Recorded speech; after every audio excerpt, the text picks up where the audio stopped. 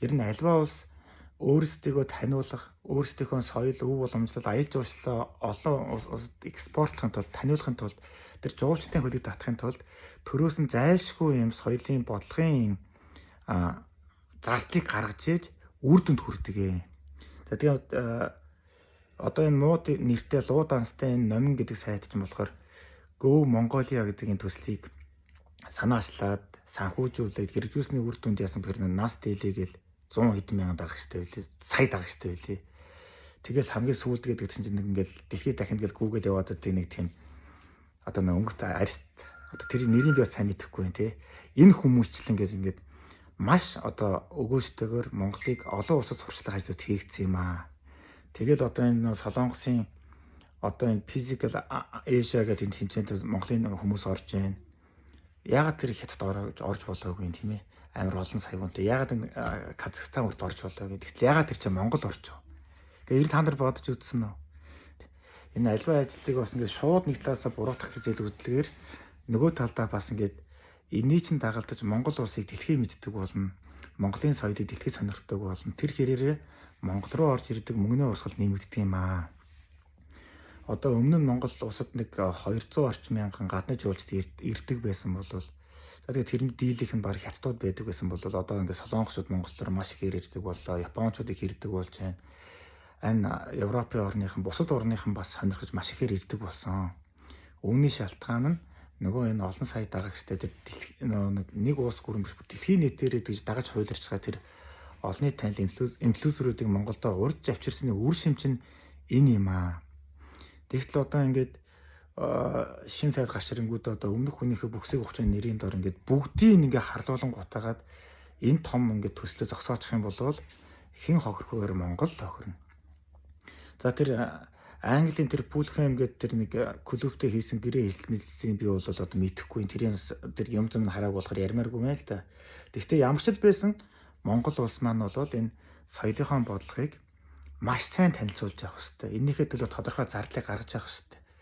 Нөгөө сайн рекламд саяыг зарцуулаад тэр бумыг олдгоо гэдэг үг чинь зүгээр гараагүй үг шүү байхгүй юу. Тэгээд энэ их хэмжээний зардал энэ том гэрээ хэлцтэй чинь Монголын бас нэг компаниуд маань одоо шинэ тулгаар хөгжиж байгаа аял жуулчны салбарын санхүүжүүлэх боломжгүй учраас үүнийг бол соёлын бодлогынхаа өрөөнд зайлшгүй хийх ёстой байдаг юм аа. Одоо би 2017 онд Монголын мэдээ соёнд ажиллаж байхад тухайн үед Монголын өдөртний бүх сонирхууд дээр өнөөдөр сонин дээр өдрийн сонин дээр Монголын мэдээ дээр зууны мэдээ дээр гээд нөө хятадын сонгодог 5 армаа бүх дугаар нь ингээд жил дамны хэвлэгдэж гарч ирсэн. Та нар тэрийг санддаг уу? Тэр яагаад ингээд Монголын сонингууд ингээд сонныхоо нүүр талбайг ингээд өдөр түн сонингууд нь гарстан байж яагаад тэр их том армаануудыг гаргаж ирсэн бэ гэхэд хятадын засгийн газраас зөвхөн өөрсдийнхөө тэр одоо сонгодог уран зохиол гэсэн тэр төслийг танилцуулахын тулд гэхэд зөвхөн одоо бусад соник би мэдэхгүй байна л да. Зөвхөн Монголын мэдээ сонил гэхэд нэг армааныг 100 саяар хэвлэдэг байсан шүү дээ. Тэгэхээр энэ дэлхийн энэ том улс гүрнүүд чинь өөрсдийнхөө соёл, уран зохиол, утга зохиол одоо юу гэдэг тийм ээ бүх юма олон улсад гаргахын тулд ингэж их зардал гаргадаг. Ингэж их мөнгө санхүү гаргадаг.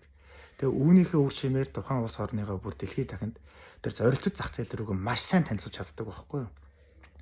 Тэгэхээр энэ би номын сайдуудын дуртай биш. Номын сайдын тэр одоо тэр хувийн хаалгатай сэлбэлзээд байгаа тэр юм би дуртай биш. Гэхдээ тэр хүний хэрэгжүүлжсэн энэ Go Mongolia гэдэг төсөл одоо зогсож болохгүй.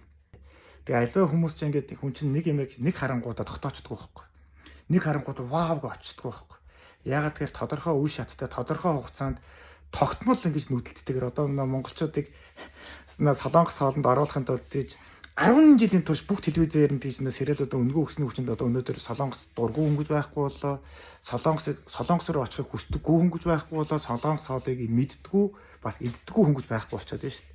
Тэгэхээр яг цөмөөрөө энэ шаттайгаар зорилт зах зээл рүүгээ энэ үеийн соёлын сайдуудад өмнөх ажиллагаа нураажинд нэрийн дор Монголоо хорлох биш цааш нь улам хөгжүүлээд улам чанаржуулаад явбал улс оронд маань л хэрэгтэй болож бодоод байгаа байхгүй.